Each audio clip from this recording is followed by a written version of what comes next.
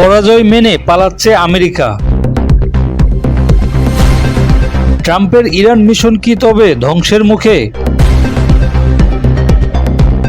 Jeffrey সাক্সের এক নিবন্ধে কাঁপছে হোয়াইট হাউস। আসসালামু আলাইকুম, এখনকার সংবাদের বিশ্লেষণে আপনাকে স্বাগত। এতক্ষণ শুনছিলেন শিরোনাম, এখন বিস্তারিত।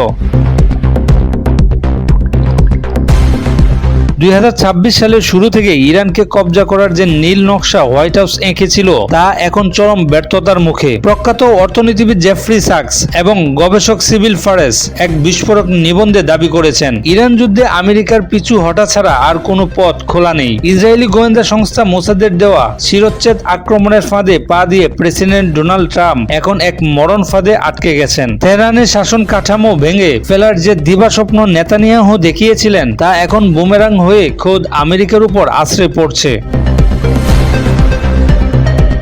বিশ্লেষকরা বলছেন, প্রেসিডেন্ট ডোনাল্ড ট্রাম্প বড় ভুল করেছেন ইরানকে ভেনেজুয়েলার সাথে তুলনা করে। ভেনেজুয়েলায় সরকার পরিবর্তন সহজ হলেও 5000 বছরের ইতিহাস সমৃদ্ধ ইরান আজ এক অপরাজয় শক্তিতে পরিণত হয়েছে। 2 মাস যুদ্ধের পর দেখা যাচ্ছে ইরানের সর্বোচ্চ নেতার দফতর বা বিপ্লবী গার্ড বাহিনীর একটি পশমও ছিঁড়তে পারেনি মিত্র বাহিনী। বরং আমেরিকার প্রতিটি হামলার জবাব ইরান দিচ্ছে এমন প্রযুক্তিতে যা ওয়াশিংটনের কল্পনারও বাইরে ছিল।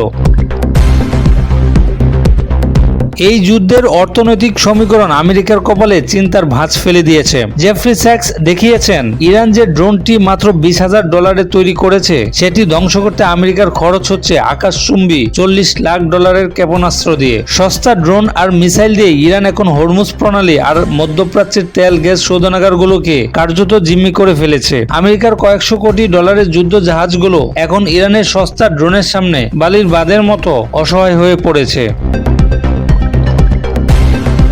এই যুদ্ধ কোনো সুপরিকল্পিত লড়াই ছিল না, বরং ছিল ট্রাম্পের আধিপত্য বজায় রাখার এক জেদি প্রচেষ্টা। খোদ মার্কিন প্রশাসনের ভেতর থেকেই এখন প্রতিবাদের সুর উঠছে। আমেরিকার সন্ত্রাস বিরোধী কেন্দ্রের প্রধান জো কেন্ট এই ভুল যুদ্ধের প্রতিবাদে পদত্যাগ করেছেন। পেন্টাগনের ভেতরে এখন এক ধরনের হাহাকার কাজ করছে, কারণ তারা দেখছে এই যুদ্ধে জয়ের কোনো সামরিক পথ আর অবশিষ্ট নেই। ট্রাম্প এখন পরাজয়কে বিজয় হিসেবে চালিয়ে দেওয়ার আপ্রাণ চেষ্টা করছেন, কিন্তু বাস্তব সত্য হলো আমেরিকা এখন মধ্যপ্রাচ্য থেকে সম্মান বাঁচিয়ে পালানোর পথ খুঁজছে।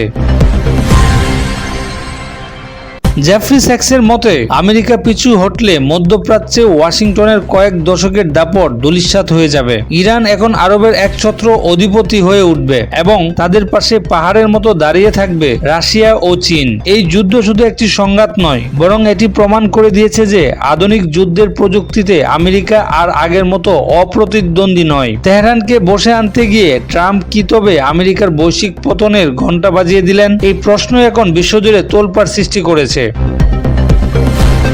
এই ছিল এখনকার সংবাদের বিস্তারিত। পরবর্তী সংবাদ দেখতে আমাদের সাথেই থাকুন। ধন্যবাদ।